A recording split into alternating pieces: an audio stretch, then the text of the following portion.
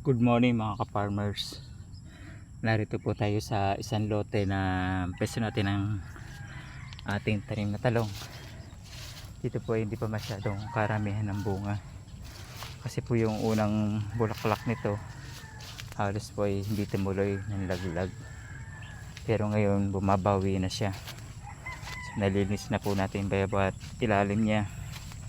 Maglalagay po tayo ng abono sa kanila. Ito po yung bunga nila ngayon.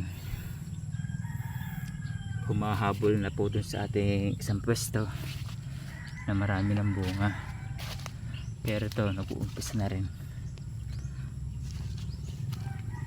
Yan.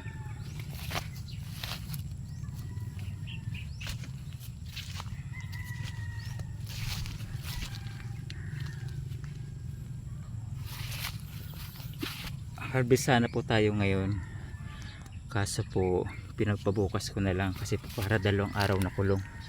Kasi yung last na harvest namin nakuha namin ay 41 kilos lang, pero yung na-harvest na bunga medyo madami, pero sa timbang mababa kasi hindi po masyadong kalakihan ang isang araw na kulong na ginawa.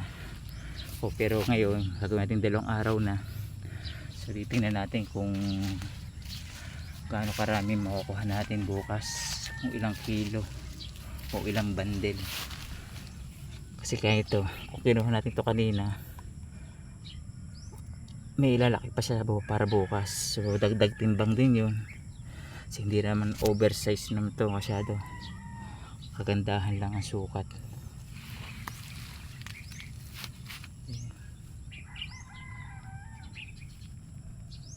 Sa isang araw lang kulong, dami mong harvest pero kulang naman sa timbang, kaya sayang.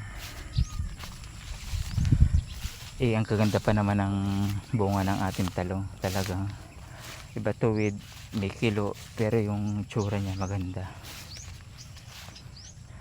Dito yung support natin, itong isang pwesto ay hindi masyadong karamihan ng bunga.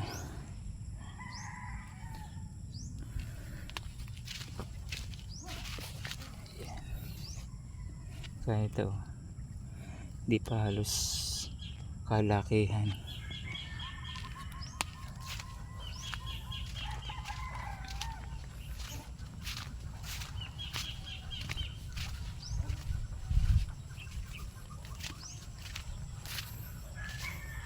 So tapos natin itong linisan ng bawat ilalim, natanggal natin ng dahon.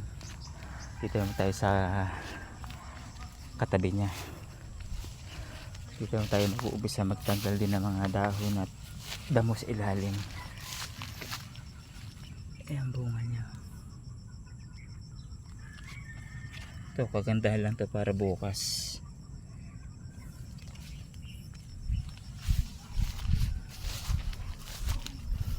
So itong pes na to medyo mahaba-haba, kaya pag naglinis tayo din medyo nakakainip kasi tagal bago makarating sa dulo. So, dito pa lang tayo.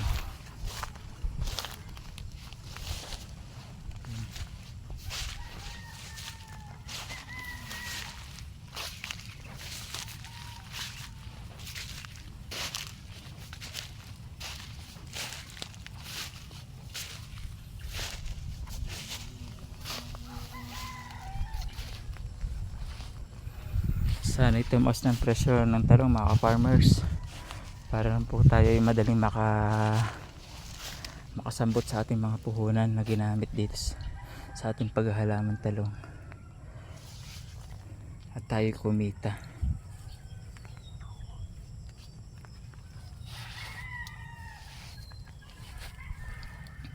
So kunin na natin yung ating ginamit kasi magnanay na.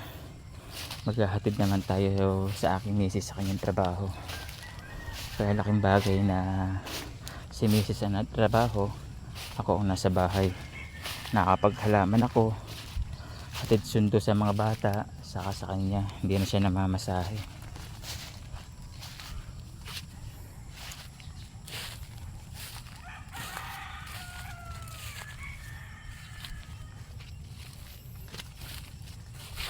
Kaya nagpalit kami dalawa. Siya nagtrabaho, ako sa bahay. Kasi pag sa bahay, hindi siya makapaghalaman. Sa bahay lang. Linis, laba, luto. Ay kung ako, makapaghalaman tayo. Kasi meron tayong mga pwestong pwedeng pagtaniman ng mga halaman gaya ito, talong. So hanggang dito lang mga farmers. Salamat po.